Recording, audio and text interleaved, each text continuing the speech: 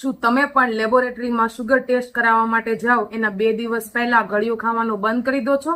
તો તમે ડોક્ટરને નથી છેતરી રહ્યા, તમે તમારી જાતને છેતરી રહ્યા છો.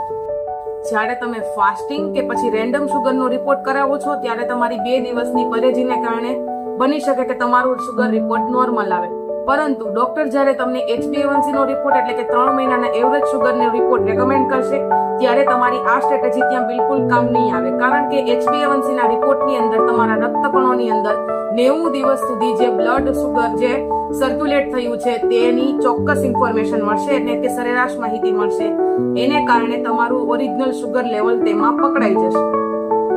જો તમારો ડાયાબિટીસનો રિપોર્ટ એટલે કે HbA1c નો રિપોર્ટ 6.5% થી વધારે આવે તો સમજી જવું કે તમારું શુગર કંટ્રોલમાં નથી, તમારે ડોક્ટરની સલાહ લેવાની ખાસ જરૂર છે. અને હા, ડાયાબિટીસના સાચા મેનેજમેન્ટ માટે વર્ષમાં 2 થી વધારે વખત HbA1c નો રિપોર્ટ કરાવવો